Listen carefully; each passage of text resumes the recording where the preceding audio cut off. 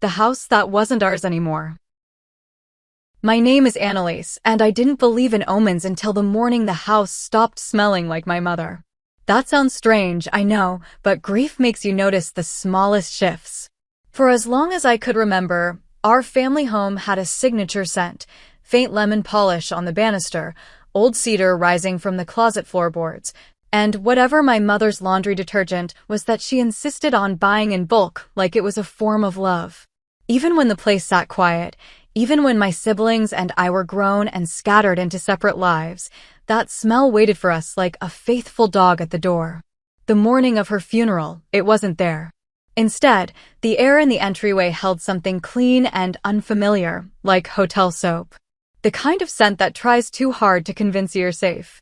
I stood on the front step with my key halfway into the lock and felt my heart do a small, cautious thing, like it was bracing for a bad joke. I tried the key anyway. It slid in, turned, and stopped hard. I pulled it out and stared at it like it had betrayed me. Behind me, tires crunched on the gravel of the driveway. Gloria's car, by the sound of it. She had always driven too quickly for a woman who claimed she hated adrenaline.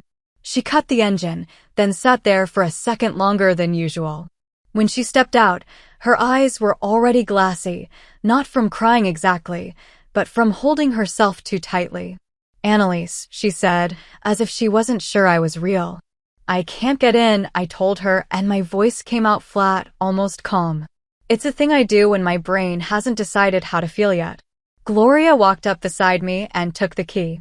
She tried it with the same stubborn confidence she brought to every problem. Same result. She tried again, harder, like the door might respect effort. Then she leaned closer to the lock and frowned. This looks new. I didn't want to look. I didn't want the small confirmation that something had been altered without us knowing. But I leaned in anyway, and she was right. The brass was too bright. The faceplate didn't have the tiny scratch my dad had put there years ago when he slipped with the screwdriver. Even the screws looked unweathered, like they'd only recently learned what air was. "A locksmith," Gloria whispered. And then, as if on cue, Myrna's voice drifted over from the street. "Please tell me you're being dramatic," she called, hurrying up the walkway with her coat half-buttoned, hair pinned back like she'd tried to look composed and failed. Myrna had always been the one who tried to keep ceremonies intact: birthdays, graduations, holidays. She believed in doing things properly even when life didn't. She stopped when she saw our faces. "Oh," she said softly. "Okay." Gloria's jaw tightened. "The locks are changed." Myrna blinked, and I watched the exact second she tried to make it make sense. Changed by who? By the time she asked, I already felt a dull certainty settle in my ribs. There were only a few possibilities. A burglary. A mistake. Or something so deliberate it would have taken planning. I took a step back and looked at the front windows. The curtains were open wider than my mother ever left them, and the living room looked staged. The throw pillows were arranged in crisp angles. The old quilt that used to live over the back of the couch was gone, replaced by a gray blanket folded into a rectangle. Gloria followed my gaze. "Someone's been in there." Myrna's hand rose to cover her mouth, and her eyes flooded properly this time. "This can't be happening today." I should have felt panic. I should have pounded on the door, demanded answers from the air. But grief has a strange way of slowing you down, as if your body decides it can only process one catastrophe at a time, and you're already carrying one in your arms. "We have to call someone," Gloria said, already reaching for her phone. Myrna's voice trembled. "The funeral home is expecting us in 2 hours." I stared at the door again and thought about my mother's hands on that knob, the way she would pause before opening it when she saw us pull into the driveway, letting herself savor the second before the reunion. It hurt in a clean, sharp way. "Call a locksmith," I said. "Anne, call Ryan." The moment his name left my mouth, the air shifted between us. Ryan was our brother. The youngest. The one who could charm a cashier into giving him a discount without trying. The one who always had a plan that was just a little too clever. The one who called our mother more than we did, at least that's what he said. Gloria didn't move for a beat. Then she made a small, humorless sound. "Of course," she said. "Yes. Ryan." Myrna's eyes darted between us, like she didn't want to choose a side before she knew what the sides were. Maybe he knows something. He's been helping Mom with paperwork, right? Toward the end, I remembered my last visit. My mother had been in her recliner, blanket over her knees, a cup of tea she couldn't finish cooling on the end table. Ryan had been at the dining room table with a stack of folders, making jokes about how boring adulthood was. He'd waved me off when I asked what he was doing. Just helping Mom get things organized, he'd said lightly. You know, wills, bills, boring stuff. She hates it. At the time, I'd felt grateful. Our mother had always carried the mental load of the family like it was her job, even after we were grown. If Ryan was helping, good. If he was making her laugh while doing it, even better. Now the memory sat in my mind differently, like a photograph that had been subtly edited. Gloria was already dialing. I'm calling a locksmith first. If someone's inside, I want a professional here. Myrna swallowed hard. We should call the police. We don't even know what's happening, I said, though the words felt thin. Let's get inside first. The locksmith arrived faster than I expected, a man with a practical face and a tool bag that looked heavy with secrets. He listened while Gloria explained, and his eyebrows climbed when she mentioned our mother had died 3 days ago. Do you have proof you live here? He asked politely. The question hit me like cold water. Of course I didn't live here. None of us did. We had keys. We had childhood. We had memories. But proof? In the world of forms and receipts and signatures, memories didn't count. I'm her daughter, Myrna said, too quickly, as if biology should open doors. The locksmith's mouth tightened into sympathetic professionalism. I'm sorry for your loss. But someone could claim the same thing. If the locks were changed by a legal owner. Gloria cut in sharp. Legal owner? Our mother owned this house. The locksmith hesitated. I can't break in without permission from the property owner. Or law enforcement. Gloria stared at him like she might set him on fire with willpower. Myrna's eyes filled again. I felt a slow heat rise behind my own eyes, not quite rage, not quite fear. Something quieter. Something like betrayal before you know who betrayed you. At that moment, Ryan's car turned into the driveway. It was a small sedan that always looked slightly too new for his income. He parked crooked, as if he was in a hurry or didn't care, and hopped out with an easy smile that didn't fit the scene. Hey, he called. I was on my way. What's going on? Gloria didn't answer. She just stared at him. Ryan's smile faltered when he saw the locksmith and our expressions. He walked closer, hands lifting a little in a helpless gesture. Seriously, what happened? The locks are changed, I said. His face shifted. Not surprise exactly. More like quick calculation, like he was trying to decide which mask to put on. That's weird, he said, and his voice had a deliberate lightness. Maybe Mom had it done and forgot to tell. She was in hospice, Gloria snapped. She wasn't calling locksmiths. Ryan's eyes flicked to the door, then back to us. Okay. Let's not. Maybe there's an explanation. Myrna stepped forward, her voice soft and pleading. Ryan, did you know anything about this? You were helping her with paperwork. Ryan exhaled, dragging a hand through his hair. I helped her organize stuff, yeah, but no, I didn't. I didn't change locks. The locksmith cleared his throat gently. Sir, do you have proof of ownership or permission from the owner for me to open the door? Ryan blinked at him. Ownership? No, it's our mom's house. The locksmith gave a small shrug that said, I don't make the rules, I just follow them. Gloria's phone buzzed. She glanced down, then up again, eyes hard. I called the county records office, she said. There's a new deed recorded 2 months ago. Silence fell so fast it felt like the air itself had been snatched away. Ryan's face went blank. What? Gloria's voice was steady in the way that frightened me, because Gloria only sounded like that when she was holding something sharp inside. The house is no longer in Mom's name. It's been transferred to someone named Grant Holloway. Myrna whispered, Who is that? I felt dizzy, as if the ground had shifted slightly under my feet. A stranger, I said, and my mouth tasted metallic. Ryan took a step back, like the name had pushed him physically. That's not possible. Gloria tilted her head. Is it not? Ryan's eyes flashed. No. That's someone's made a mistake. Or fraud. Myrna looked at the door as if it might answer. But how would someone do that? Gloria's gaze stayed locked on Ryan. That's what I'd like to know. Ryan's throat bobbed when he swallowed. He looked at me then, as if I could save him with some gentle explanation. My stomach clenched. Annalise, he said quietly, you don't think I don't know what I think, I said, and it was true. I wanted to believe him. I wanted the world to be simpler than this. But the timing, the paperwork, the way his face had calculated for half a second, it all sat in my mind like puzzle pieces that didn't want to form a picture but were starting to anyway. Myrna's voice broke. Mom's gone. And now the house. She didn't finish. She didn't have to. We all knew what the house meant. It wasn't just property. It was our childhood hallway with the height marks penciled on the doorframe. It was the kitchen table where homework happened and fights happened and apologies happened. It was the back porch where my dad used to sit with a radio on summer nights, tapping his foot to songs he pretended not to love.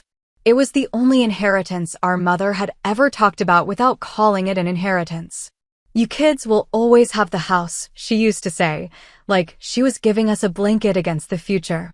No matter what, you'll have somewhere to come back to. Ryan looked at Myrna, and something softened in his face. We'll fix it, he said quickly. We'll fix it. We just need to talk to the lawyer. Mom had a lawyer. Gloria let out a short laugh that held no humor. Which lawyer, Ryan? The one you took her to? The one whose card was on her fridge the last time you organized paperwork. Ryan's eyes flared. I didn't take her to any shady lawyer. She asked me to help. I did. I watched Myrna's hands twist together at her waist, her knuckles whitening. She was trying to keep herself from falling apart in front of strangers, in front of us, in front of the house that no longer belonged to us. The locksmith shifted uncomfortably. If you believe the deed is fraudulent, you should contact law enforcement or an attorney. I'm sorry, but I can't. Gloria turned away, already dialing again, speaking briskly. Myrna sank onto the front step, her coat pooling around her like a collapsed tent. Ryan hovered, uncertain, then crouched beside her. Char, please, don't, today is already. Myrna jerked her arm away when he touched her shoulder, and her eyes snapped up, wet and furious. Did you do something? She demanded, voice shaking. Tell me you didn't do something. Ryan's face tightened. No, he said, too fast. No. Of course not. I stood there and tried to breathe. In. Out. Slow. Like my body was trying to keep me from exploding into panic. The day was supposed to be about mourning, about closing one chapter gently. Instead, it had opened another chapter with a slammed door. And then the front door opened from the inside. We all froze. A man stepped out, not old, not young, wearing a crisp jacket and a faintly puzzled expression, like he'd stepped into the wrong scene. He held a keyring in one hand. Can I help you? He asked. Gloria's phone dropped from her ear. Who are you? The man glanced at the locksmith, then back at us. Grant Holloway, he said, as if introducing himself at a neighborhood barbecue. This is my property. Myrna made a small sound like she'd been punched. Ryan went pale. Gloria's voice came out low and dangerous. No, she said. No, it's not. Grant Holloway's eyebrows lifted. It is. I'm sorry if you're confused. I bought the house. The deed was recorded. I have the documents. He gestured toward the interior, and I caught a glimpse of our entryway. Our mother's umbrella stand replaced with a sleek metal one, our family photos removed from the wall, the space already scrubbed of us. My throat tightened so hard it hurt. I heard myself speak before I planned to. Our mother died 3 days ago, I said. This was her house. Grant's expression flickered with something like discomfort, maybe even guilt. I wasn't aware of any recent death. I'm sorry for your loss. But I purchased the property legally. Gloria stepped forward. From who? Grant hesitated. From your mother. Myrna sprang to her feet, voice rising in disbelief. She wouldn't sell it. She promised us. Grant's jaw tightened. Look, I don't want conflict. I'm just saying I have paperwork. Signed and notarized. I paid for it. Gloria's eyes narrowed. How much? Grant blinked. That's not really. How much? Gloria repeated, and I could hear the tremor of contained fury. Grant exhaled. 200,000. Myrna swayed slightly. I reached out and steadied her elbow without thinking, my hand trembling. The house was worth more than that. Not double, maybe, but certainly more. Our mother would have known. Our mother was careful. Our mother didn't make impulsive deals. Gloria's gaze snapped to Ryan, and I followed it. Ryan was staring at Grant Holloway like he'd never seen him before, like he was watching a ghost perform a trick. Grant's eyes flicked to Ryan too, and for the briefest second, something passed between them. A recognition that was too fast to be certain of but too sharp to ignore. My stomach dropped. Gloria saw it too. I knew she did because her whole body went still, like a hunting dog scenting blood. Do you know him? Gloria asked Ryan softly. Ryan's head jerked. No. Grant's face remained carefully neutral, but his hand tightened on the key ring. Myrna whispered Ryan. Ryan's voice rose, defensive. I don't know him. I've never met him. Gloria stepped closer to Ryan until they were almost nose to nose. Then why did he look at you like that? Ryan's eyes flashed with anger and fear. Because you're standing here accusing me of something insane. Gloria's voice became icy. What's insane is Mom signing away her only asset 2 months before she died without telling her daughters, after promising us for decades that this house would stay in the family. What's insane is the locks being changed before her funeral. What's insane is that you were the one helping her with paperwork. Grant cleared his throat. Listen, I'm sorry, but you can't just. Gloria turned on him like a blade. You need to leave. Grant's eyebrows rose. Excuse me. Gloria pointed down the walkway toward the street. You need to leave this property until we've confirmed this sale was legitimate. Because if it wasn't, you're standing in our mother's house like it's yours, and I promise you, you won't like what happens next. Grant's face hardened. You can't threaten me on my own property. Myrna's voice cracked. Please, she said, not to Grant exactly, but to the universe. Please, can we not do this today? I felt a strange calm settle in me, the kind that arrives when things are so wrong you stop expecting them to make sense. I looked past Grant into the hallway where my mother used to hang her coat, and I imagined her standing there, quietly horrified, watching strangers argue over her walls. My name is Annalise, I said again, more firmly this time, like anchoring myself. And I want to see the paperwork. Grant hesitated. Gloria snapped no. You give us your attorney's information. We're not discussing legal documents on a doorstep. Grant's gaze flicked between us. He seemed to realize the situation wasn't going to dissolve politely. Fine, he said stiffly. I'll have my attorney contact you. But I'm not leaving. I live here now. The words live here hit me like a slap. Not because he said them loudly. Because he said them like he belonged. Like we were the ones trespassing. Gloria's face went carefully blank. Then we'll call the police, she said, and pulled out her phone again. Grant's expression shifted to alarm. Police? For what? Gloria's voice was flat. For a possible fraudulent deed transfer. For an illegal lock change. For obstructing heirs' access to a property in dispute. Grant opened his mouth, then closed it. For the first time, he looked less like a confident homeowner and more like a man who had bought himself trouble. Ryan stepped forward suddenly, hands out. Stop. Everyone just stop. This isn't helping. Gloria's head snapped toward him. Don't, she warned. Ryan's voice trembled with frustration. We're going to miss Mom's funeral because you're... Myrna let out a sob. Don't you dare use Mom against us, she whispered. Ryan's eyes went wide. I'm not. I looked at Ryan's face and saw something behind his anger. Fear. Not the fear of being accused unfairly, but the fear of something collapsing. And then a memory surfaced in my mind, uninvited. Ryan last Thanksgiving, insisting on carving the turkey even though he'd never done it before. Hands shaking slightly, smiling too hard. Making jokes. Avoiding eye contact when our mother asked him how work was going. Fine, he'd said. Really fine. It hadn't sounded fine. Gloria spoke into her phone quickly, giving an address, explaining the situation with the crisp clarity of someone who knew how to make authority listen. Myrna sat back down on the step, as if her legs had given up. Ryan stood in the driveway, fists clenched, and Grant Holloway hovered near the open door like a man guarding a prize he wasn't sure he'd earned. I stood very still and tried to feel my mother's presence in the place, but all I could feel was the absence, like a cold shape in every room. A police cruiser arrived 10 minutes later, lights off, just quiet authority. 2 officers stepped out, one older, one younger, and approached with cautious professionalism. Gloria immediately launched into the facts. Mother deceased, deed transfer recorded 2 months ago, adult children locked out, stranger claiming ownership. Grant presented his documents from inside, copies in a neat folder, as if he'd rehearsed this. He held them out with careful politeness. The older officer examined them while the younger one watched us. Gloria leaned in. "Look at the signature." The officer did, then glanced up. "Do you believe it's forged?"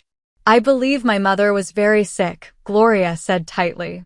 "And I believe she would not have sold this house for $200,000 without telling us, without telling her friends, without telling her pastor, without telling anyone.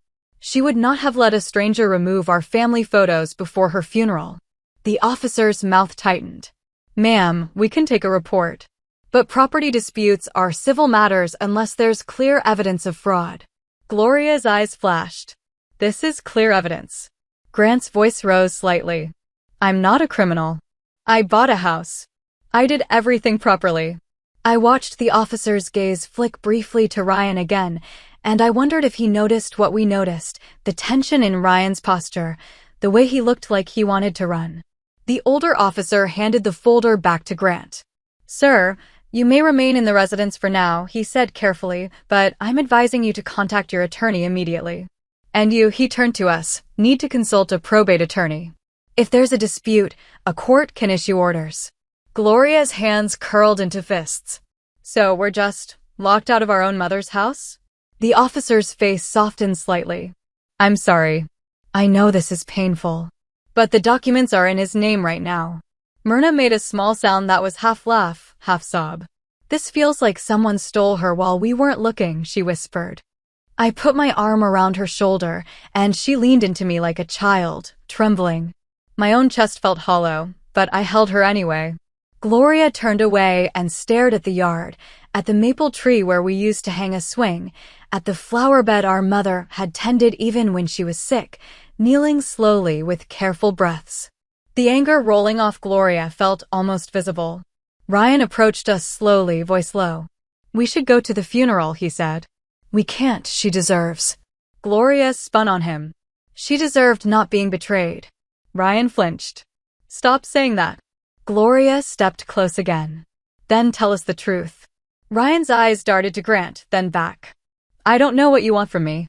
"What I want," Gloria said, her voice shaking now, the calm cracking, "is to know whether you sold our mother's house out from under her." Ryan's face went white, then red, then white again. He opened his mouth and closed it, like the words were stuck. Myrna lifted her head, eyes wide. "Ryan," she whispered. "Please." And in that moment, in the thin winter air with police watching and a stranger standing in our doorway holding our childhood like a receipt, I realized the choice we were about to make would not be simple. We could protect our brother if he'd done something unforgivable. Or we could protect our mother's legacy, even if it meant breaking what was left of our family. Ryan's voice came out strangled. "Not here," he whispered. "Please. Not here." Gloria stared at him, and something in her eyes shifted from suspicion to certainty. I felt my heart sink slow and heavy, like a stone dropped into deep water. Ryan drove behind us to the funeral home like a shadow that didn't want to be seen. Gloria insisted on driving Myrna and me in her car, and she did it with the kind of rigid focus that made the road feel narrow even when it wasn't. Her hands gripped the steering wheel like she was holding herself together by force. Myrna sat in the back seat, knees tucked up slightly, as if she was trying to take up less space in a world that had suddenly become too sharp. I stared out the window and watched familiar streets slide past, streets we'd grown up on, streets our mother had driven countless times, always making the same comments about the same houses. It should have been comforting, that repetition, that ordinary familiarity. Instead, it felt like watching a home movie with the sound turned off. None of us spoke until Gloria reached a red light and finally exhaled, long and trembling. "He's lying," she said. Myrna's voice was barely audible. "He said he didn't." Gloria's eyes stayed on the road. "Ryan lies the way other people breathe. Little ones, harmless ones until they aren't." I should have defended him. That's what I usually did: build bridges, smooth the edges, remind Gloria that anger doesn't always equal truth. But the image of Grant Holloway standing in our doorway with a key in his hand kept replaying, and each time, Ryan's too fast denial and too late panic threaded into it like a stitch. "We don't know yet," I said, because part of me still needed the possibility of misunderstanding. Gloria's laugh was dry. "Annalise, the deed changed 2 months ago. Ryan was helping Mom with paperwork 2 months ago. Locks changed this morning. A stranger recognizes him. What else do you need? A confession in handwriting." Myrna wiped her face with the sleeve of her coat. "Maybe someone tricked him," she whispered. "Maybe he didn't know what he was doing." Gloria's jaw clenched. "How do you accidentally sign your mother's house away to a stranger?" The light turned green. Gloria drove forward, and silence dropped again, thick and heavy. I thought about our mother in her final weeks, the way she'd sometimes drift off mid-sentence, her mind slipping like a tired hand letting go of a rope. She'd been lucid most of the time, but there were days when she asked me if Dad had called, even though Dad had been gone for years. If someone had put papers in front of her on one of those days, what would she have done? If that someone had been Ryan, smiling, reassuring, telling her it was just paperwork, would she have signed? The funeral home was quiet in the way places become quiet when they're built for sorrow. The carpet softened our footsteps, and the air smelled faintly of lilies and disinfectant. A framed photo of our mother stood at the entrance to the room, her smile bright, her hair neatly styled, her eyes alive with the warmth she'd given so freely. Seeing it made my throat constrict. For a moment, everything else, deeds, locks, strangers, fell away, and I was just a daughter walking toward her mother's goodbye. We filed in. Friends and neighbors were already seated. Mrs. Patterson from down the street, who used to bring casseroles when anyone was sick. Mr. DeLuca, who had fixed our porch steps for free once because your mom asked nice. People who had known our mother as the steady center of the neighborhood. Ryan slipped in after us and took a seat at the end of a row, not beside us. That alone was a kind of confession. Ryan always wanted to be close when things were normal. When things were wrong, he drifted. The service began. Soft music. Gentle words from the pastor about a life well lived. Stories from neighbors about how our mother had once driven someone to the hospital in a snowstorm, how she'd baked pies for half the block every Thanksgiving until her hands started to ache. I listened, and the grief came in waves, heavy and inevitable. But beneath it, another current ran, a sharp, restless fury that kept circling back to the house. When the pastor invited us to stand and say a few words, Myrna went first. She spoke shakily but sincerely, her voice cracking as she described our mother's kindness, her stubborn optimism, her habit of humming while she cooked. Myrna's voice broke when she mentioned the house.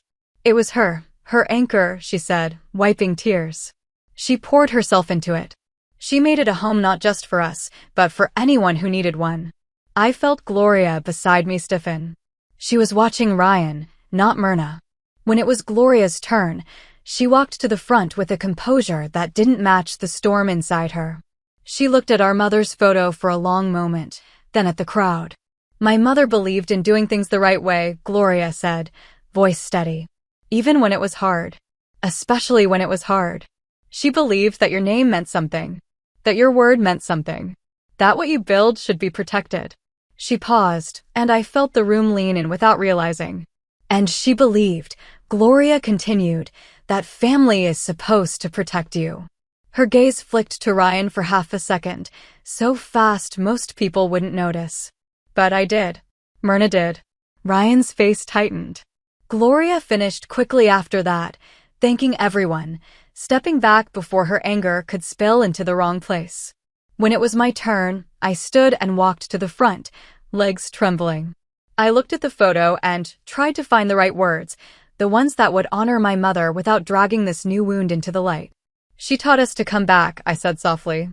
No matter how far we went. No matter how long it had been. She made coming back feel possible. My voice faltered, and I swallowed hard. I don't know what the next few weeks will look like, I admitted, surprising myself with the honesty. But I do know this. She would want us to be brave. Not loud. Not cruel. Brave. The kind of brave that tells the truth and does what's right even when it costs. I saw Gloria's eyes glisten. I saw Myrna press her fingers to her lips. And I saw Ryan look down at his hands, shoulders hunched, like he wished he could disappear into the carpet. After the service, people gathered in the reception room for coffee and small sandwiches none of us wanted. Condolences came in a steady stream. Hugs. Warm hands on shoulders. Murmured memories. I smiled when I could. Nodded when I couldn't. My body moved through it like a practice thing. Gloria, meanwhile, hunted. She waited until the last neighbor drifted away from Ryan. Then she crossed the room with purpose and stopped in front of him like a wall. We need to talk, she said. Ryan's eyes flicked around, searching for an escape route, then landed on me and Myrna as we approached. Not here, he whispered, voice tight. Now, Gloria said. Myrna's voice was gentle, which somehow made it worse. Ryan, please.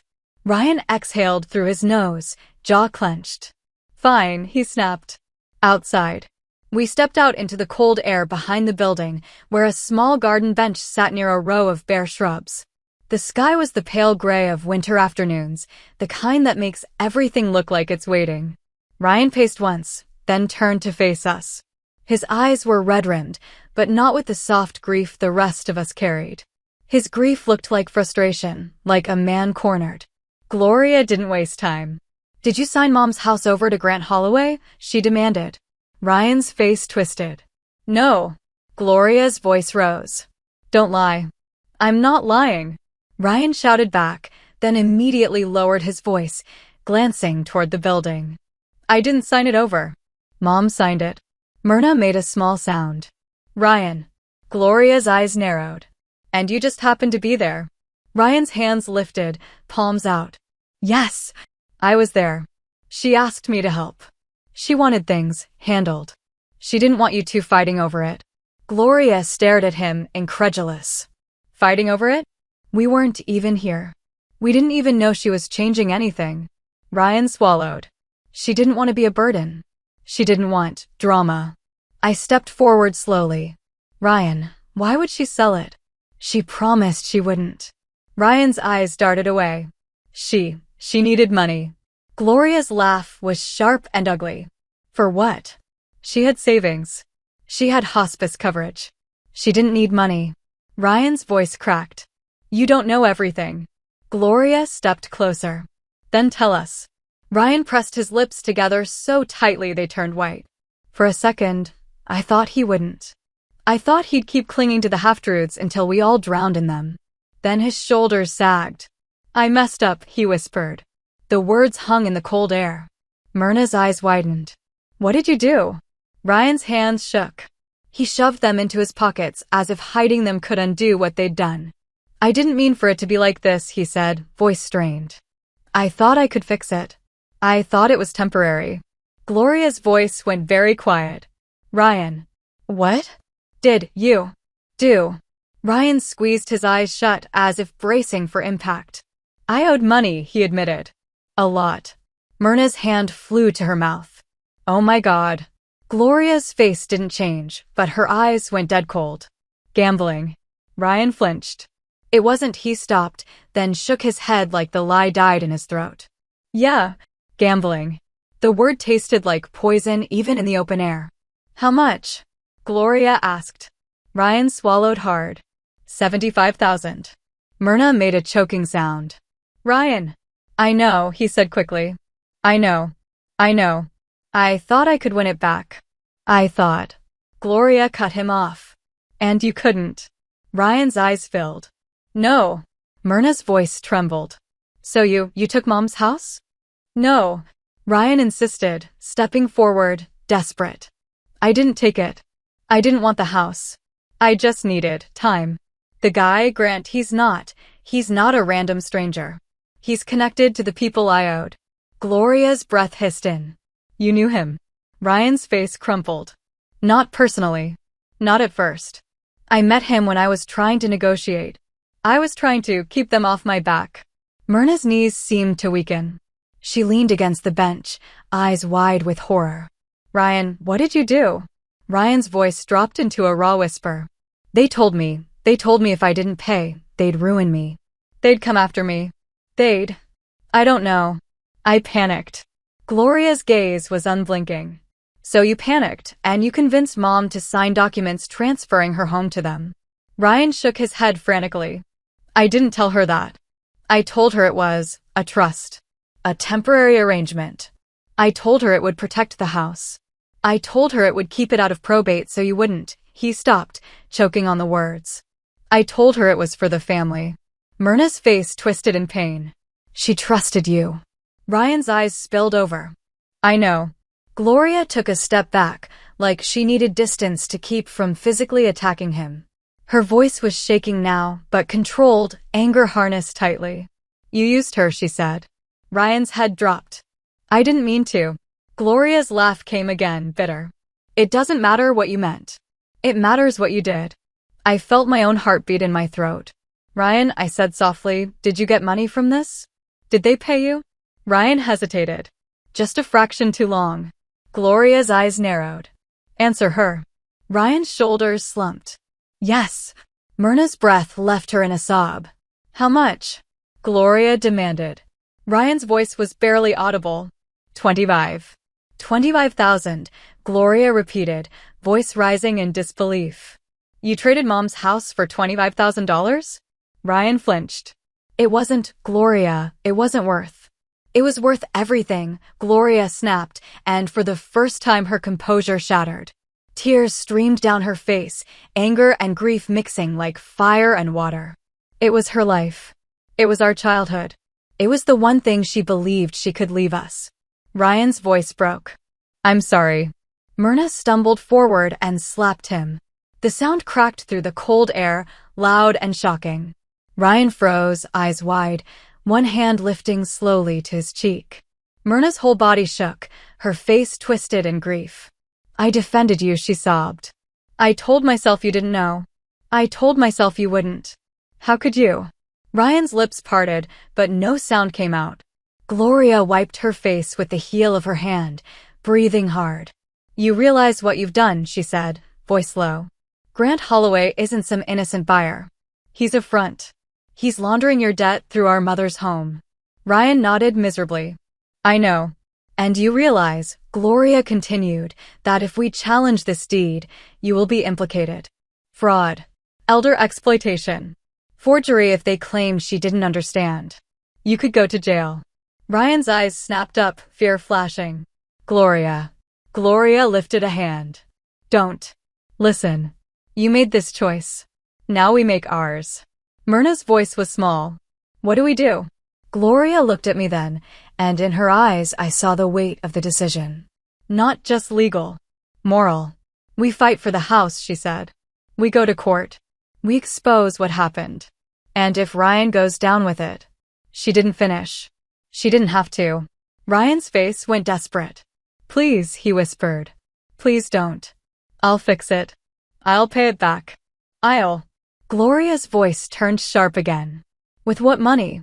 You already spent the payout. You already. Ryan's eyes flicked away. That was answer enough. I felt something settle in my chest, heavy and clear. It wasn't hatred. It wasn't even pure anger. It was resolve. Mom taught us brave, I said quietly, my own words from the service returning like a bell. The truth is brave. Ryan's shoulders sagged. Annalise. Myrna's voice trembled. If we protect you, we lose Mom's house. If we protect the house, we lose you. Ryan looked like he'd been punched. You won't lose me. I'm right here. I'm still. Gloria cut him off, voice cold. You weren't right here when you were handing her pen and papers. Silence again. The winter air felt brittle. Gloria turned slightly, speaking like she'd already decided. We're hiring an attorney tomorrow morning. Probate, real estate, Elder law, whatever we need. We file to contest the transfer. We request an injunction to stop him from selling it again. And we cooperate with the investigation. Ryan's eyes filled with panic. Investigation. Gloria stared at him. You think this ends with a lawsuit? This is theft, Ryan. You think they'll just shrug and hand it back if we ask nicely? Ryan's breathing quickened. Please. You can't ruin me. Myrna laughed through tears, a sound full of disbelief. You already ruined us. I watched my brother tremble in front of me, and I wanted, so badly, to reach back in time and yank him away from whatever corner he'd gotten trapped in. I wanted to pull him back before desperation turned into betrayal. But time doesn't rewind for grief. It only keeps going, dragging you forward. Gloria turned toward the parking lot. I'm done, she said, voice tight. We're done talking. Tomorrow we act. Myrna stood still, hugging herself, eyes on Ryan like she was staring at a stranger wearing her brother's face. Ryan looked at me last, pleading. Liv, don't let her do this. My chest ached. I'm not letting her, I said softly. I'm choosing to. His face crumpled. I turned away. That night, I didn't sleep. I lay in my childhood bedroom at a hotel because the house was no longer ours and listened to the steady hum of the heater while my mind replayed everything. My mother's laugh. Her tired hands. Ryan's confession. Grant Holloway's keyring. At 3 a.m, Gloria texted me. Tomorrow 9 a.m. Attorney. Be ready. At 3:02, Myrna texted. I can't stop crying. But I'll be there. At 3:05, Ryan texted. Please. I'll do anything. Just don't call the cops. I stared at the message until my eyes burned. Then I typed back. Tell us everything. Names. Dates. Proof. If you want any chance at mercy, start with the truth. He didn't respond. In the morning, the sun rose pale and cold, and our mother's house sat behind changed locks, waiting. Gloria chose an attorney the way she chose everything when she was afraid, fast, thorough, and with no room left for luck. By 9:30, we were in a downtown office with tall windows and a waiting room that smelled like toner and old coffee. Myrna sat beside me on a leather couch, twisting a tissue into a tight rope. Gloria paced near the reception desk like she might climb the walls if she stood still too long. Ryan wasn't there. He texted at 7:42. Can't. Not yet. Gloria had replied. Then you've chosen. Now, in the waiting room, she kept checking her phone as if she expected him to change his mind and appear like a miracle. A woman in a charcoal suit stepped out and called, Gloria Gardner? Gloria moved first, shoulders squared. That's me. The lawyer's office was tidy in a way that made it feel less like a place where people cried and more like a place where people were turned into documents. She introduced herself as Diane Park, probate and elder law, and her eyes didn't soften when she heard our mother had died. Not because she was unkind. Because she'd heard it too many times to let it derail the work. She listened while Gloria laid out the facts in crisp bullet points: death date, deed recording date, lock change, stranger in possession, brother's involvement. When Gloria finished, Diane folded her hands and looked at us carefully. You're not going to like this, she said. Gloria's jaw clenched. Say it anyway. If your mother signed a deed transfer and it was notarized properly, the presumption is that it's valid. Diane spoke calmly as if explaining the weather. To overturn it, you'll need evidence of fraud, undue influence, lack of capacity, or elder exploitation. Myrna's voice trembled. She was sick. Sick isn't enough, Diane said gently. We need specifics. Medical records. Witnesses. Patterns. Any proof that your mother didn't understand what she was signing, or that someone misrepresented it to her. Gloria's eyes narrowed. We have a confession. Diane's gaze sharpened slightly. From whom? Gloria hesitated, just a fraction. Our brother, Gloria said. Myrna flinched. Even saying it out loud felt like tearing something. Diane nodded slowly. If he admits he misrepresented the documents to your mother or pressured her, that helps. But a confession without documentation can be slippery, especially if he retracts it. Gloria's voice turned hard. He won't. Diane gave her a look. Not skeptical. Realistic. I've seen people do remarkable mental gymnastics when the alternative is prison, she said. Myrna whispered, will we lose the house? Diane leaned back slightly. Not if we move fast. We'll file a petition to contest the transfer and request emergency relief, an injunction, so Mr. Holloway can't sell the property, refinance it, or evict anyone until the court rules. We're already locked out, Gloria said.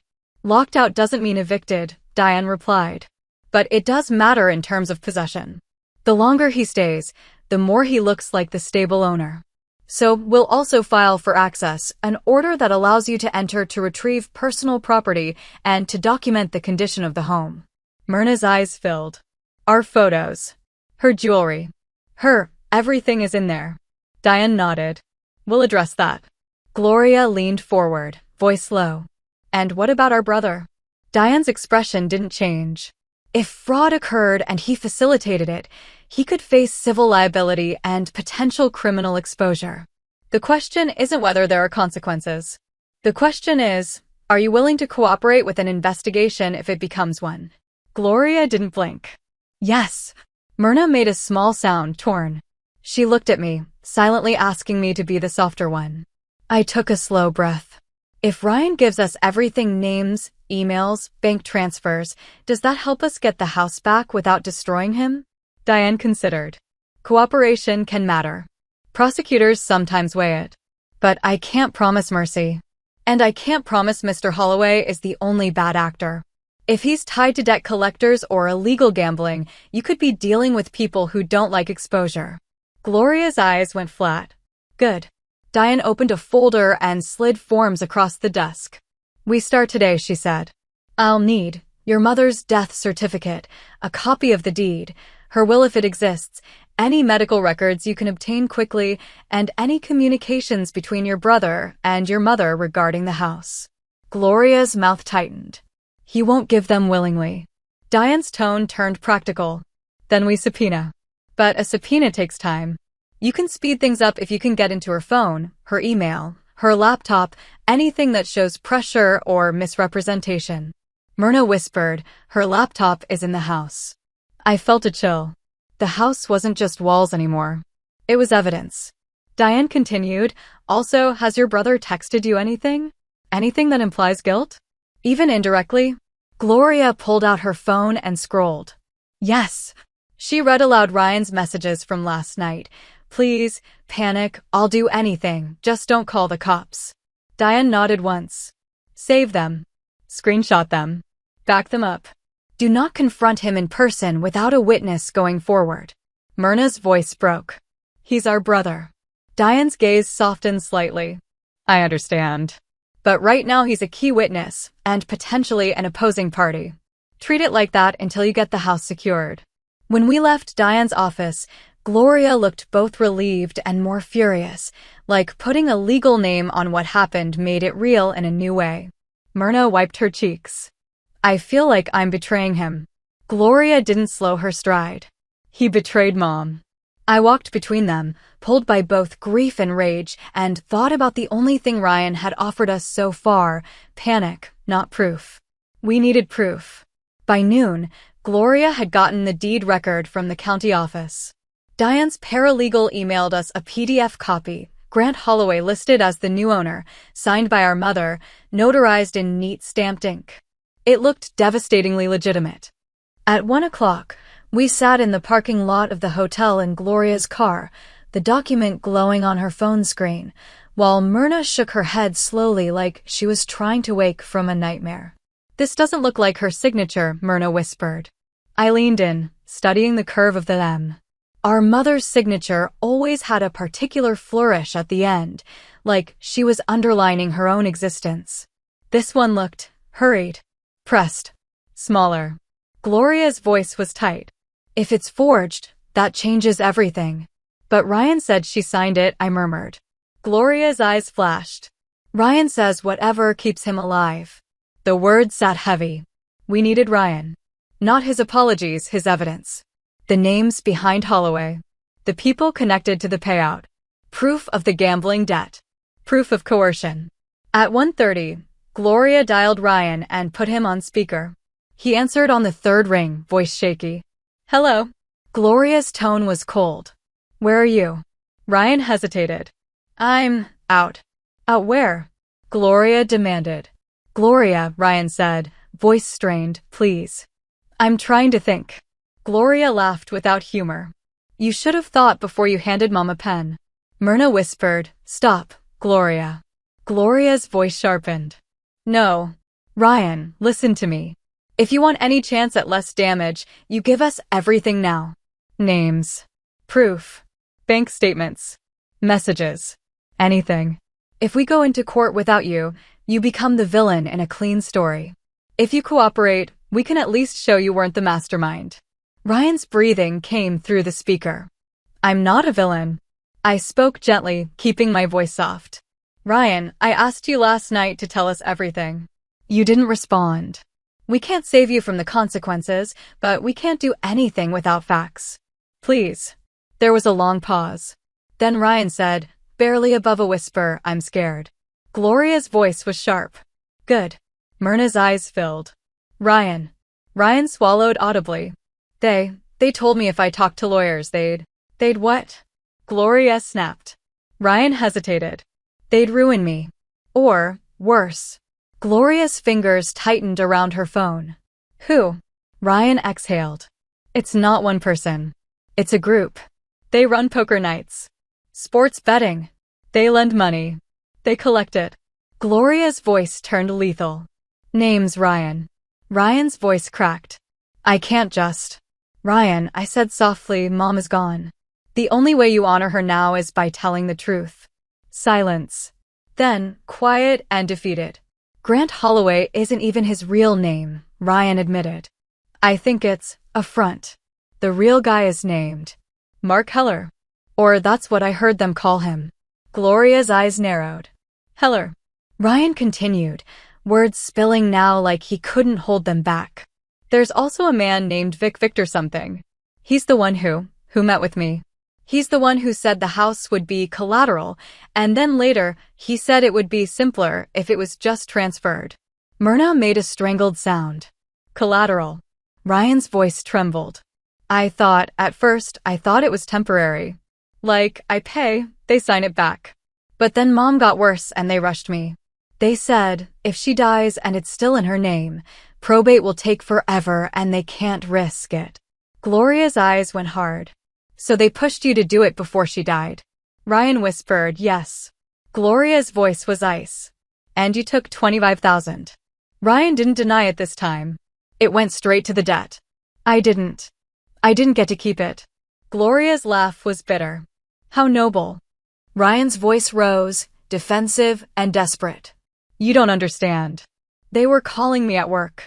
They were showing up at my apartment. They threatened to tell Mom about the gambling and he choked. I didn't want her to know. She would have been devastated.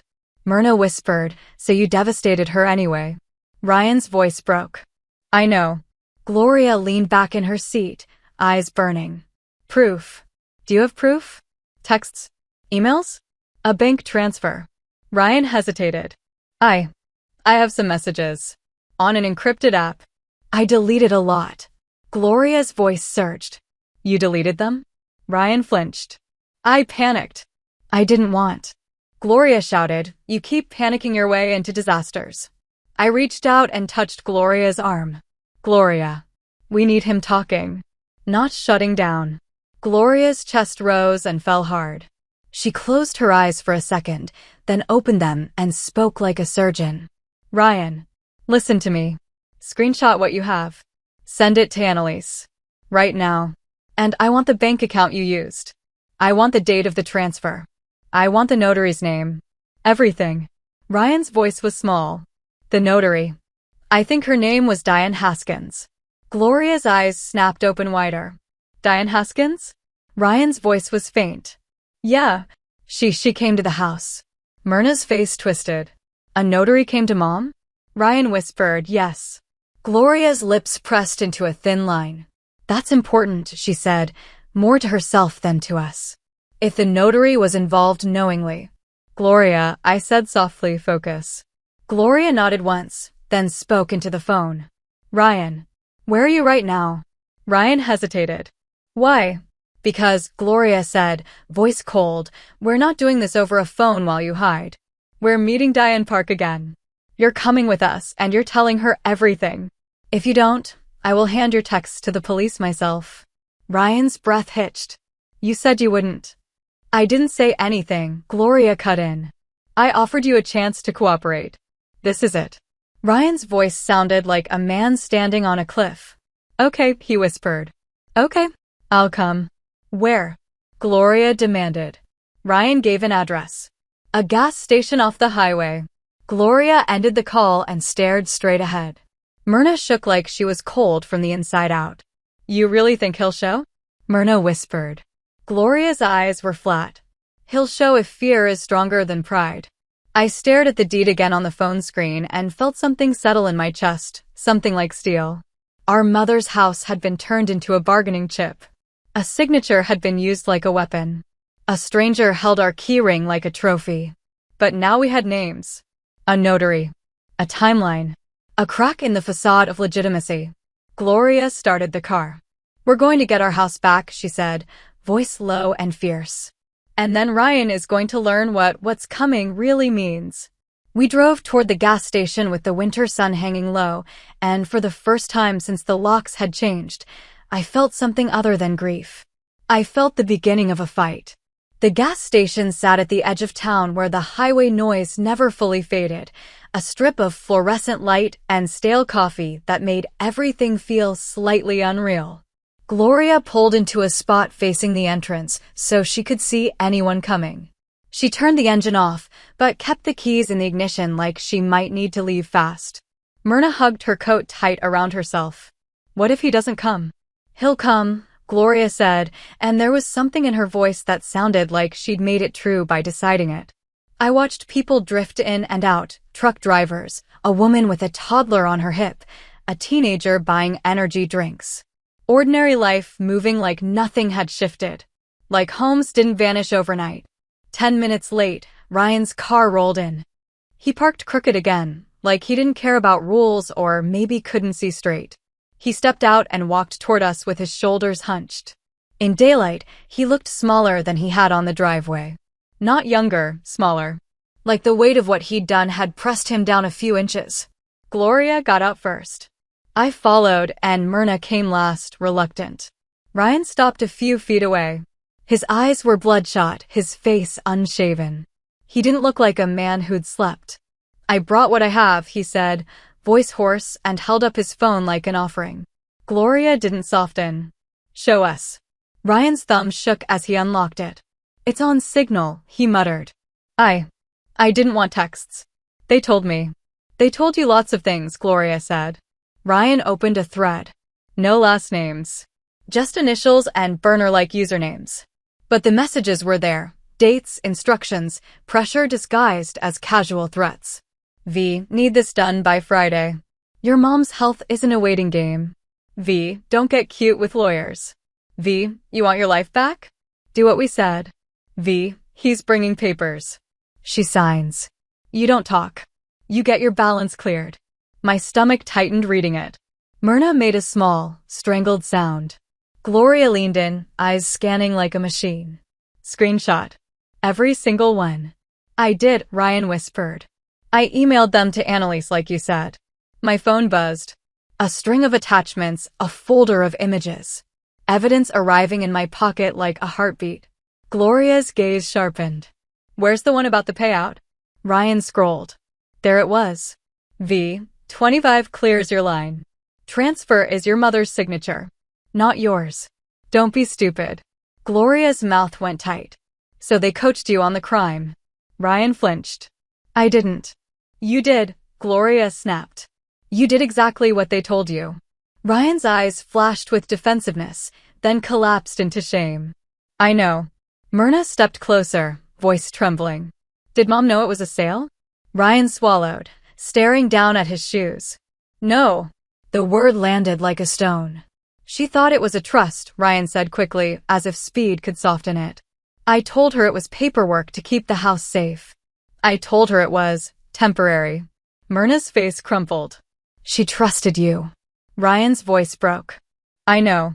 Gloria took a slow breath, the kind people take when they're deciding not to scream. Now, she said, you're going to tell us about the notary. Ryan nodded, eyes fixed on the pavement. Diane Haskins. She showed up with a man in a suit. He called himself Grant. He didn't talk much. The notary did. She was friendly. Like she was there for tea. Gloria's eyes narrowed. Did she read the document out loud? Did she ask Mom if she understood it? Ryan hesitated. Ryan, I said softly, because the hesitation itself was an answer. He exhaled, defeated. Not really. She asked Mom if she knew what she was signing. Mom said yes because she trusted me. The notary looked at me like checking. And then she stamped it. Myrna's hands flew to her mouth again, and she turned away, shoulders shaking. Gloria's voice went very quiet. So the notary's conduct was questionable at best. Ryan's head dipped. I'm sorry. Gloria stepped closer until Ryan had to look up. Her eyes were wet but hard. Sorry doesn't unlock a door, Gloria said. Sorry doesn't put Mom's photos back on the wall. Sorry doesn't unsign a deed. Ryan's breathing quickened. What do you want me to do? Gloria's reply was immediate. You're coming with us to Diane Park. You're signing an affidavit. You're turning over your phone. You're naming names. And if you're scared of them, good. You should be. Because now you're going to fear us more. Ryan flinched like she'd hit him. Myrna whispered, Gloria. Gloria didn't look at her. He made our mother a target. He brought predators to her kitchen table. Don't ask me to handle him gently. I put a hand on Myrna's shoulder. We don't have to be cruel, I murmured. But we do have to be clear. Myrna nodded shakily. Ryan swallowed hard. Okay, he whispered. I'll do it.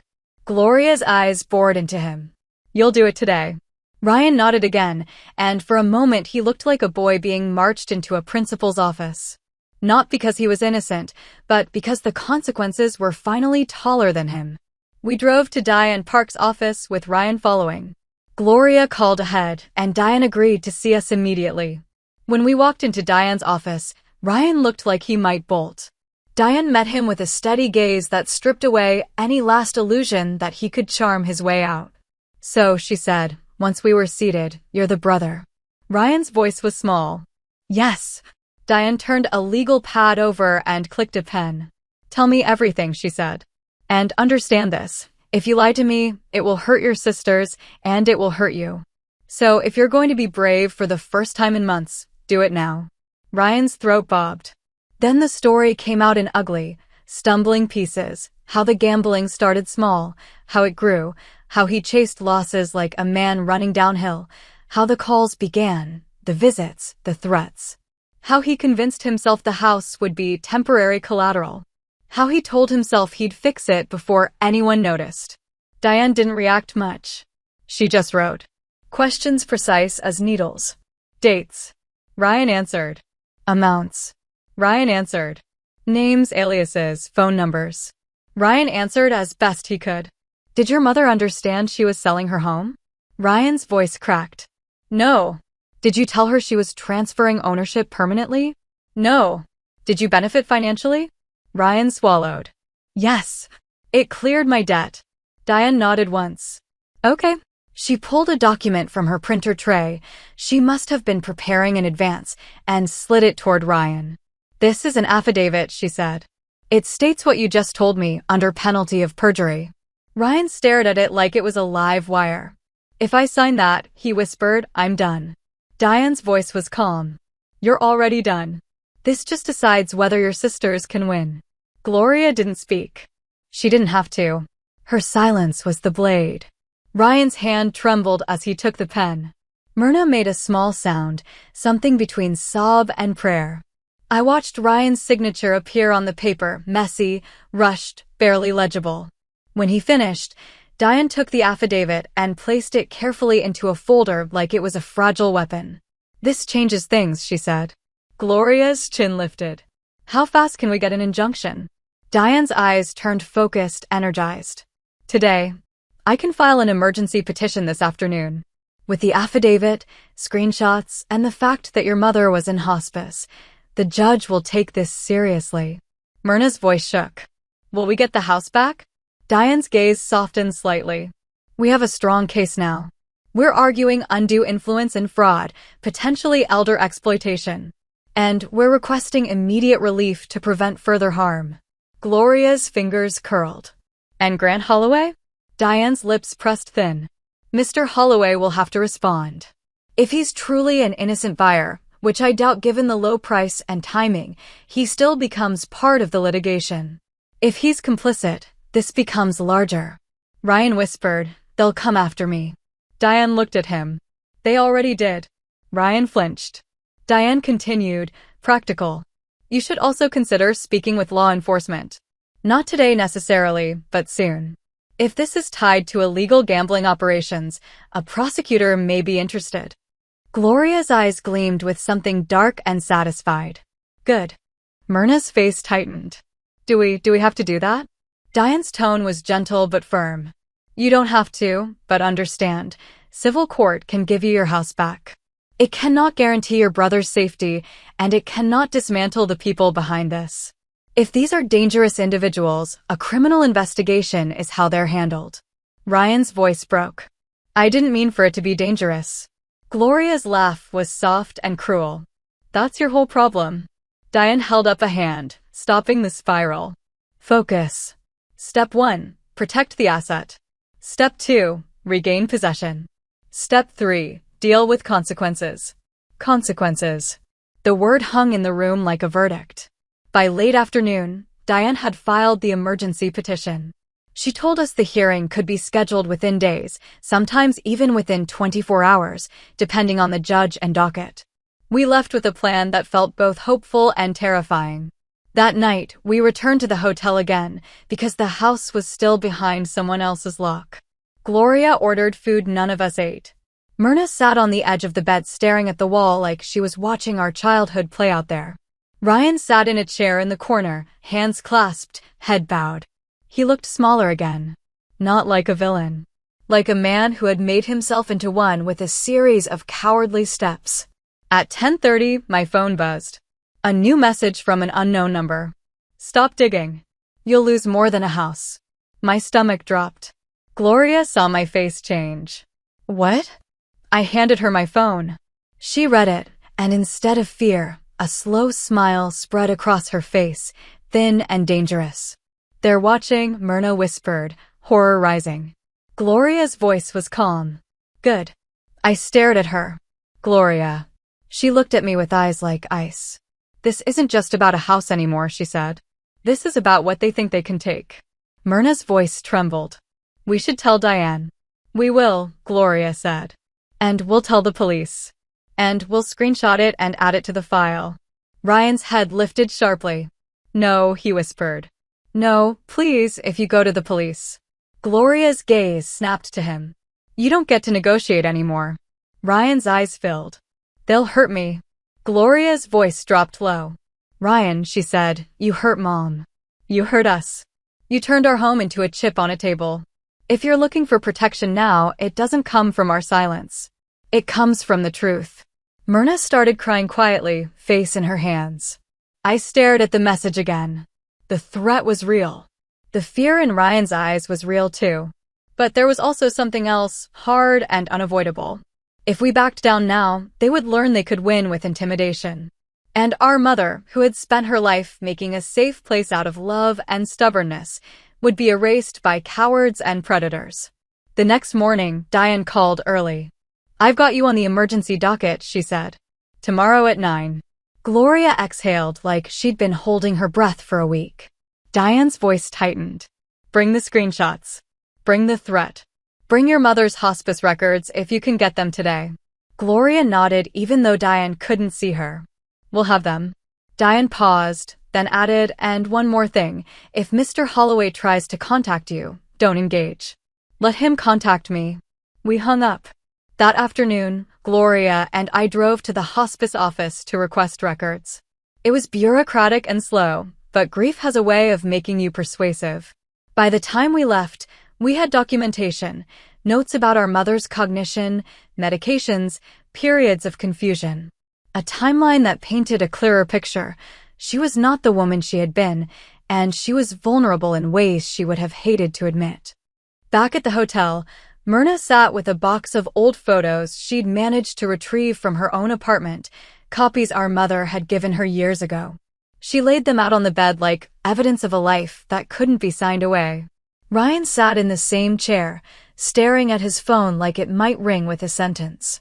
At 8 p.m., another message came. Court won't help you. He owns it. Walk away.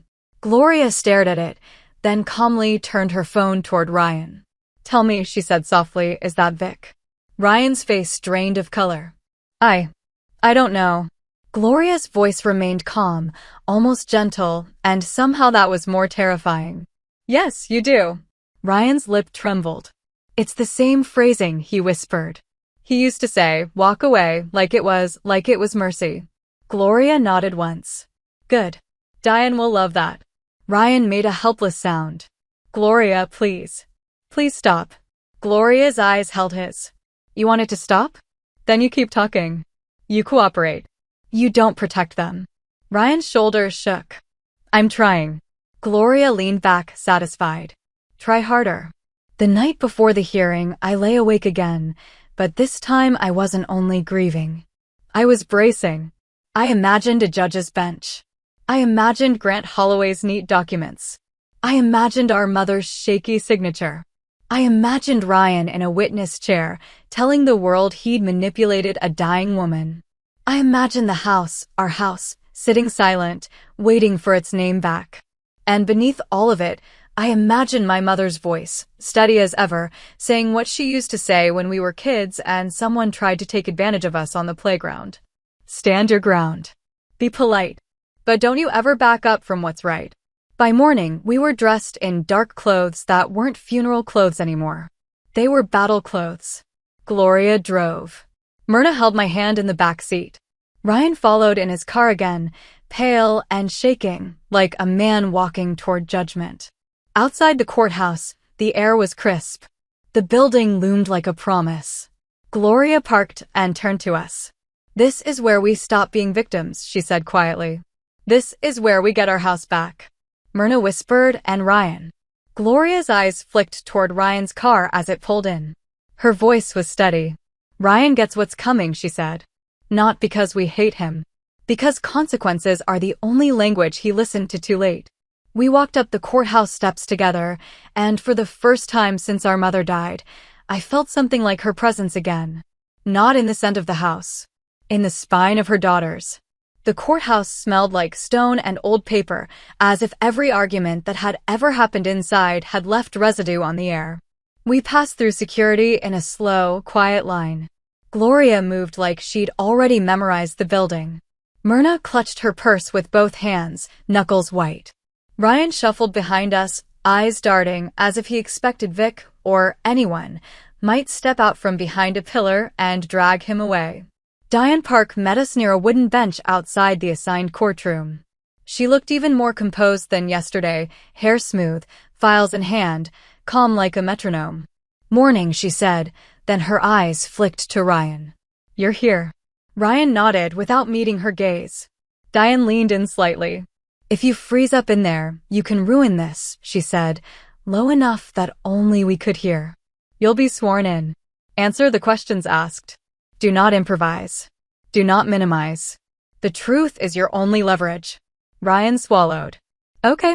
Gloria's eyes were fixed on the courtroom door. Is he here? She asked. Diane checked her phone. Mr. Holloway's attorney filed a last-minute appearance. They'll be here. I also requested the notary's commission records and submitted your mother's hospice documentation as an exhibit. Myrna's voice trembled. Can he throw us out? Diane shook her head. Not today. Today is emergency relief. We're asking the judge to preserve the status quo and prevent harm. The standard is different than the final trial. The judge will focus on whether there's a credible claim and whether you'll suffer irreparable harm without intervention. Gloria's mouth tightened. Our mother's home in the hands of a front man for a gambling ring sounds pretty irreparable. Diane's expression stayed neutral, but her eyes said, exactly. The courtroom doors opened, and people began to file in. We followed. Inside, the room was smaller than I expected. Not grand like television.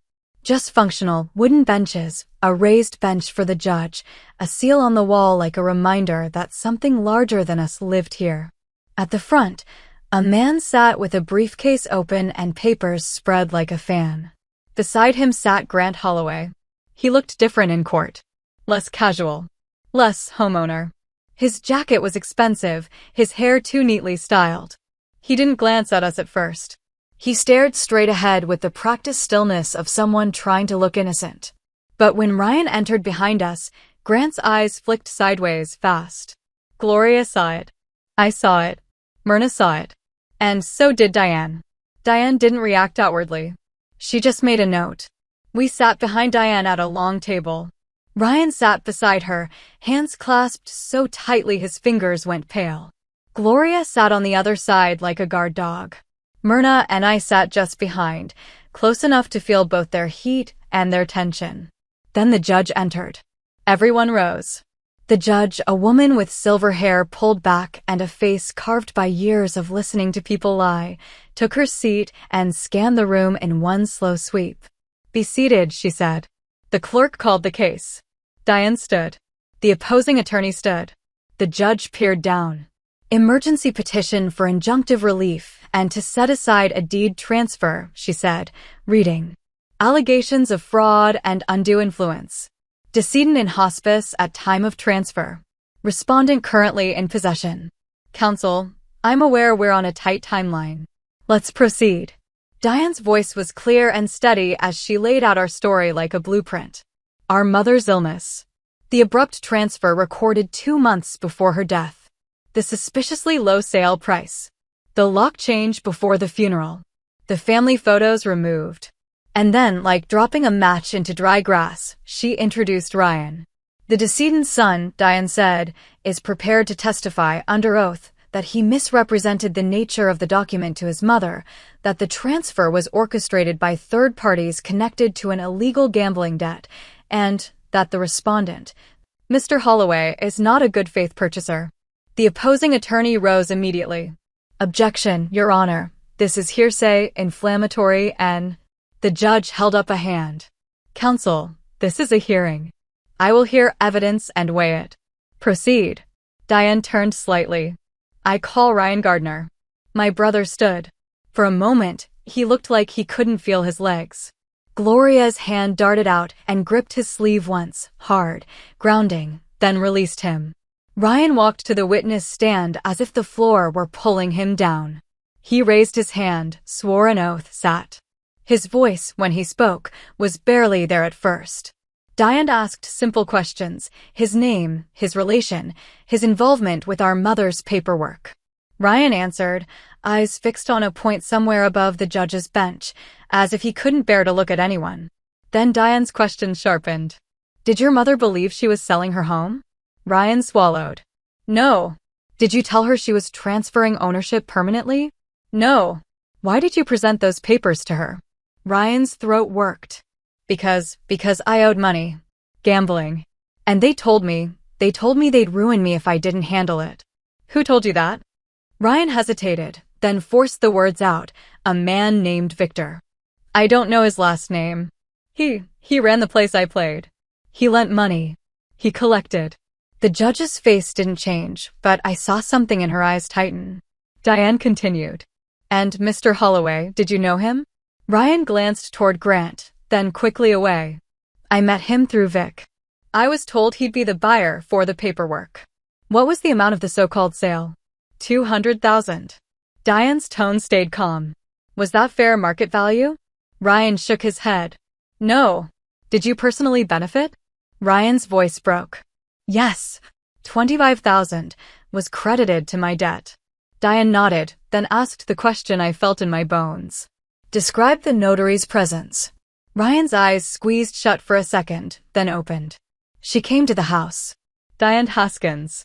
She asked my mom if she understood what she was signing, but she didn't read the whole thing. She didn't explain it. My mom said yes because she trusted me. The judge leaned forward slightly. Was your mother cognitively impaired? Ryan's voice was small. She was in hospice. She had days where she was confused. She was on medication. She was tired. Diane placed our hospice records into evidence. The judge skimmed, then nodded faintly, as if the pieces were clicking. Then the opposing attorney stood for cross-examination, moving toward Ryan with a practiced smile that wasn't kind. Mr. Gardner, he began smoothly, you're facing potential criminal exposure, are you not? Ryan swallowed. I guess. And today, you are testifying in a way that shifts blame onto my client, Mr. Holloway, correct? Ryan's hands trembled in his lap. I'm telling the truth. Convenient, the attorney said, tone mild. Isn't it true that your mother wanted to liquidate the property to cover medical expenses? Ryan shook his head. No. Isn't it true, the attorney pressed, that you're angry about being cut out of the inheritance? Ryan looked up, shocked. No. And isn't it true, the attorney continued, voice tightening, that you yourself forged or facilitated this signature, and now you're creating a story about Vic and gambling rings to avoid consequences? A ripple went through my chest, rage, disbelief. Myrna made a small sound behind me. Gloria stood abruptly, but Diane touched her arm, firm. Ryan's face went pale. No, he whispered. I didn't forge it. She signed it. She just didn't know what it was. The attorney smiled slightly. So she signed it willingly. No, Ryan said, voice cracking. She signed it trusting me. The judge's voice cut in like a blade. Counsel, I understand your strategy, but don't play word games with undue influence. Proceed with a real question. The attorney's smile twitched. Yes, Your Honor. He tried again. Mr. Gardner, you have no recordings of these alleged threats. No signed agreements. No proof that my client knew of your supposed debt. Ryan hesitated. Diane rose. Your Honor, may I? She held up our screenshots. The judge nodded. Admit the exhibits. Diane approached the clerk, then turned back. Mr. Gardner, are these screenshots accurate depictions of messages you received? Ryan's voice steadied a fraction. Yes. The opposing attorney's jaw tightened. He glanced at Grant Holloway, whose composure had started to crack at the edges. Grant's foot bounced beneath the table. The judge studied the screenshots longer than I expected. When she looked up again, her gaze went directly to Grant. Mr. Holloway, she said, you are currently living in the property. Grant cleared his throat. Yes, Your Honor. And you changed the locks on the morning of the decedent's funeral. Grant's attorney interjected, Your Honor, my client acted within his rights as deed holder. The judge lifted a hand. I asked him. Grant swallowed. Yes, he said, voice tight. I wanted to secure the premises. The judge's eyes narrowed. Securing premises is one thing. Preemptively locking out family members days after a death is another. It suggests knowledge of a dispute. Grant's attorney said quickly, we had no knowledge, Your Honor. My client is a bona fide purchaser. The judge's gaze didn't move. Bona fide purchasers don't typically acquire property at a deep discount from a dying woman in hospice through a rushed notarization. And bona fide purchasers rarely have their names appear in messages advising someone don't get cute with lawyers. Grant's face turned gray. Ryan looked like he might vomit. Gloria sat perfectly still, eyes burning. The judge leaned back, hands folded.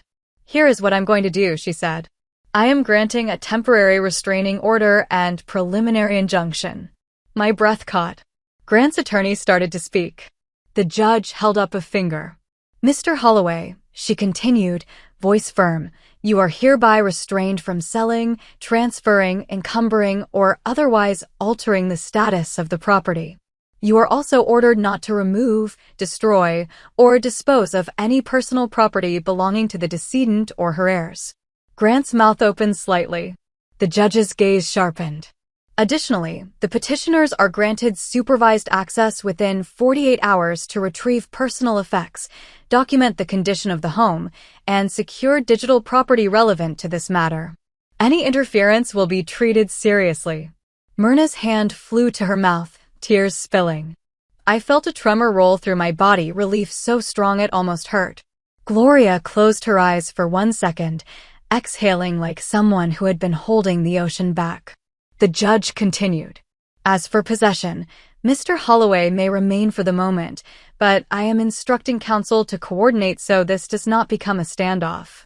The court will set an expedited schedule for a full hearing on setting aside the deed. She looked at Ryan then, and her voice turned colder.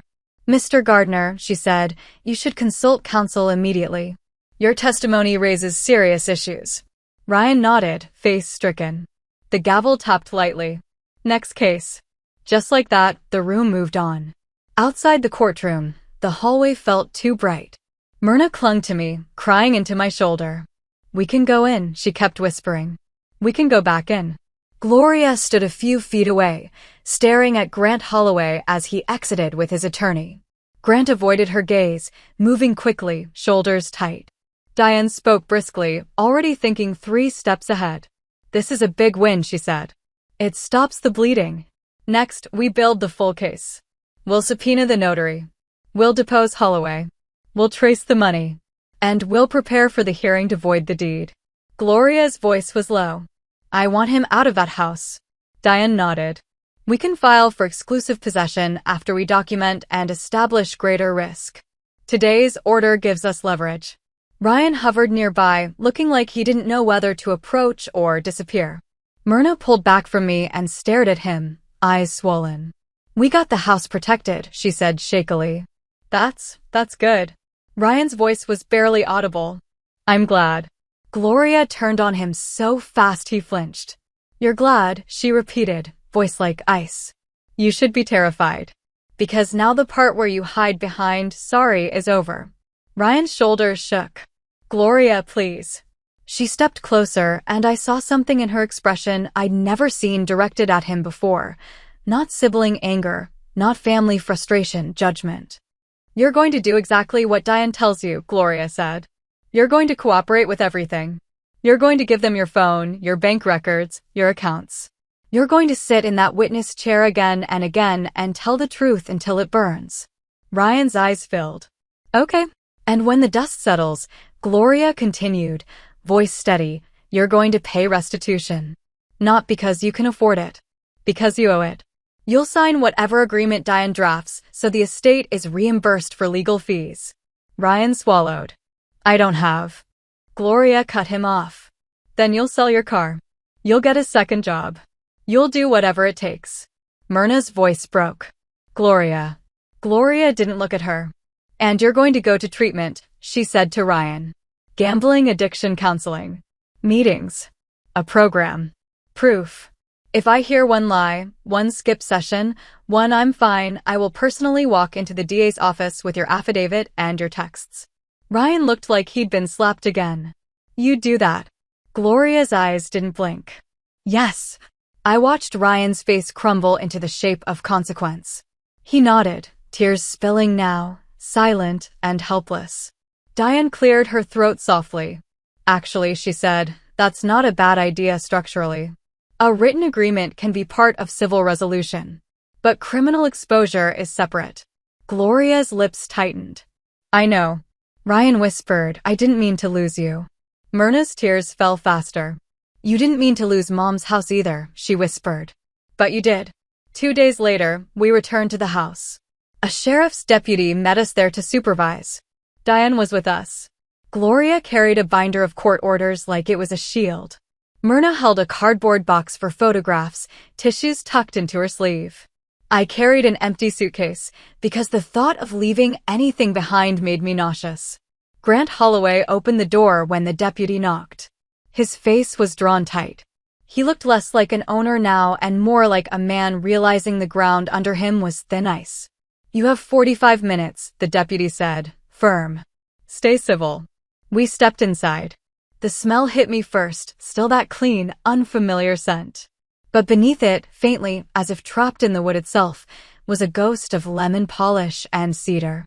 Myrna froze in the entryway and let out a sob. Our family photos were gone from the wall. In their place, blank hooks, pale rectangles where sunlight hadn't touched the paint.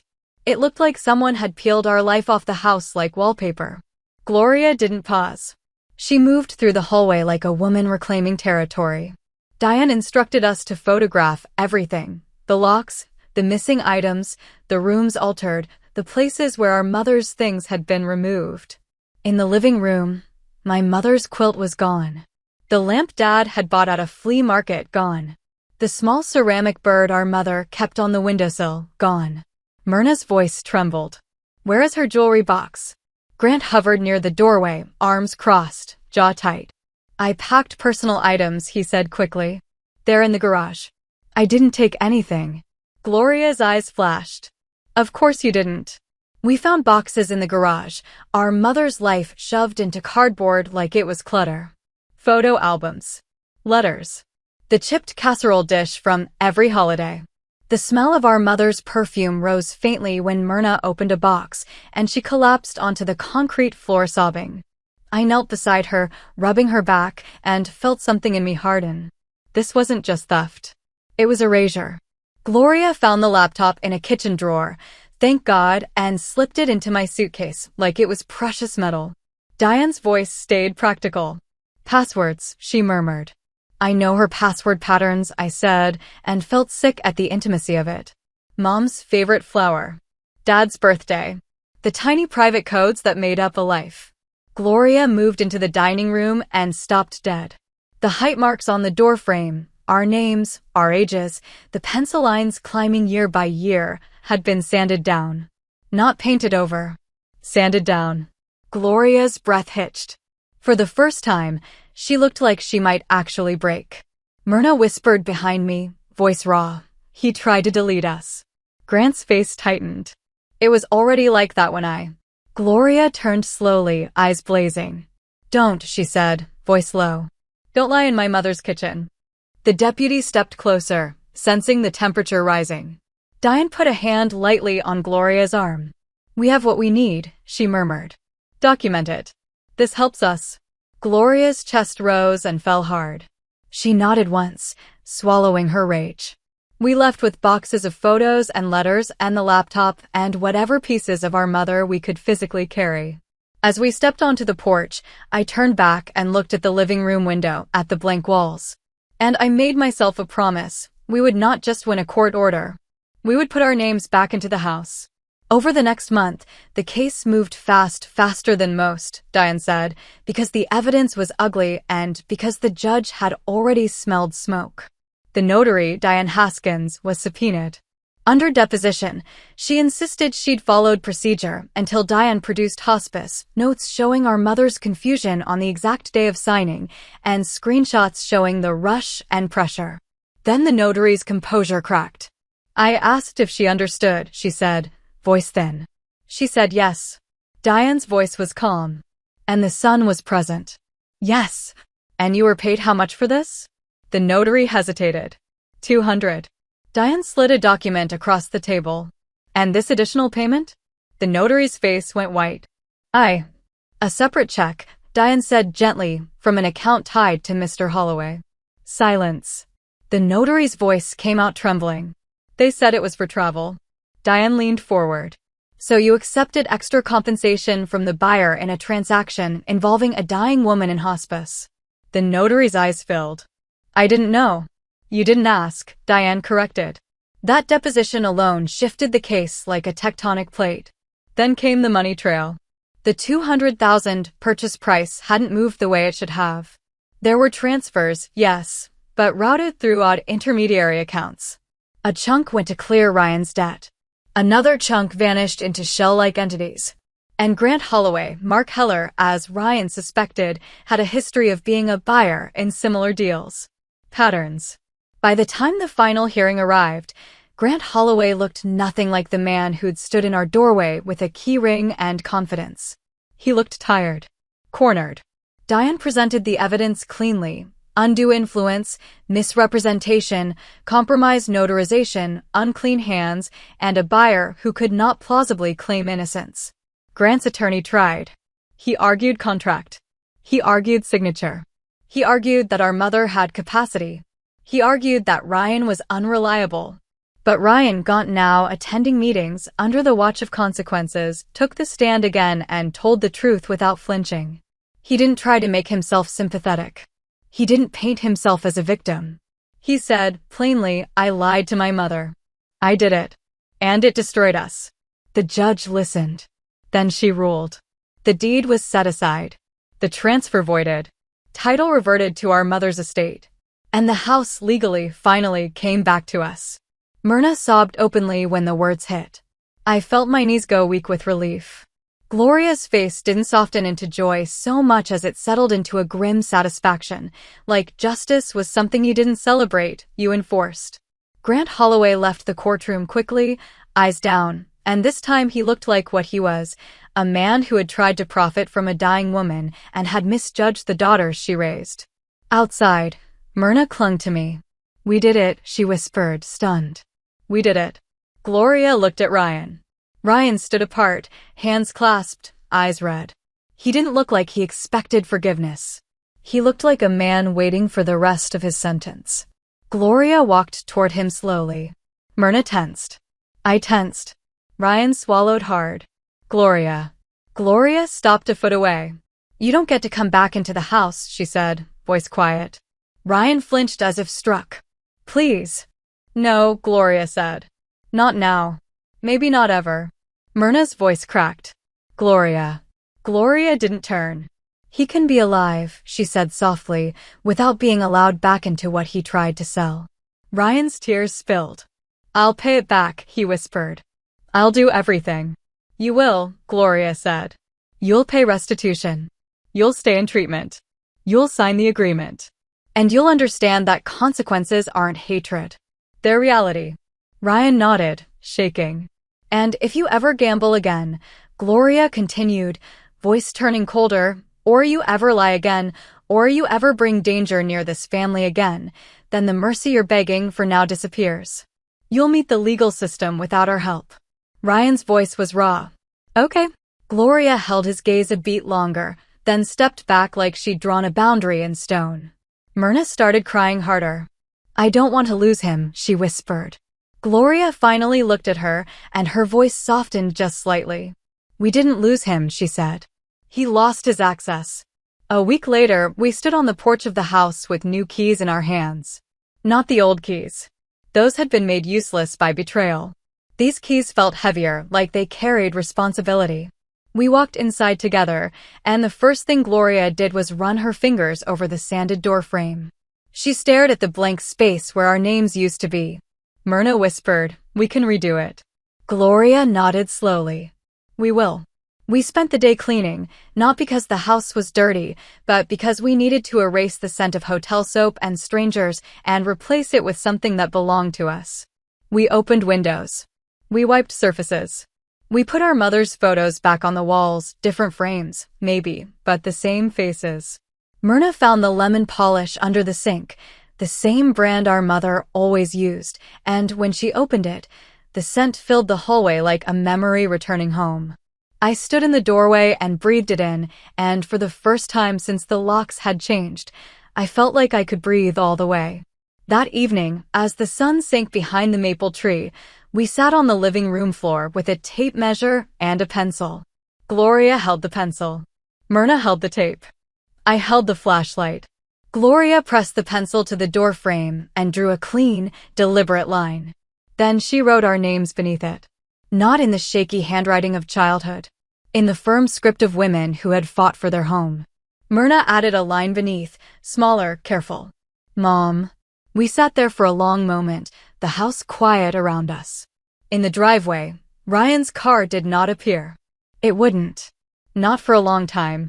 He was across town, in a bland community room, sitting in a folding chair, listening to other people tell the truth about the holes they'd tried to fill with risk and ruin.